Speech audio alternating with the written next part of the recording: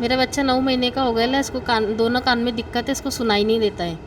उसका ऑपरेशन करने का बोले और उसको ऑपरेशन में बहुत खर्चा आने वाला है। कितना खर्चा बोला डॉक्टर ने, क्या बोला था? 14 लाख तक के का बोला है इसका। क्या बच्चे को तकलीफ आ रही है? दोनों कान पीलिए की वजह से इसके दोनों कान चले गए। तो आपको फिर लोग कैसे मदद कर रहे हैं, लोग क्या बोल रहे हैं? गवर्नमेंट की तरफ से मदद करने का बोल रहे हैं। और यहाँ पे आपकी कौन मदद कर रहा है बच्चे की? ये भाई मदद कर रहे हैं हमारी बच्चे के MRI CT स्कैन के लिए। टोटल कितना खर्चा बोला था? टोटल मिला के पूरा 14 लाख होंगे। तो आपको और कौन कौन मदद कर रहा है बच्चे के इलाज के लिए?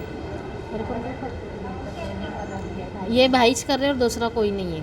તો એ પૈસાની મદદ માટે મેં એમને મને વાત કરી, એટલે મેં એમને સિવિલ બોલાવ્યા અને એમને મદદ કરી. પણ મને એક વસ્તુ ત્યારે ખબર પડી કે મારી પાસે જે મદદ માટે આવેલા છે તે એક મુસ્લિમ પરિવાર છે અને અત્યારે તાજેતરમાં જ એક પહેલગામમાં ઘટના બની કે આપણા જે હિન્દુ લોકો છે તેમને આતંકવાદીઓએ સમાજ જાતિ પૂછીને ગોળી મારી. આ એક ખૂબ જ ગંદી માનસિકતા છે.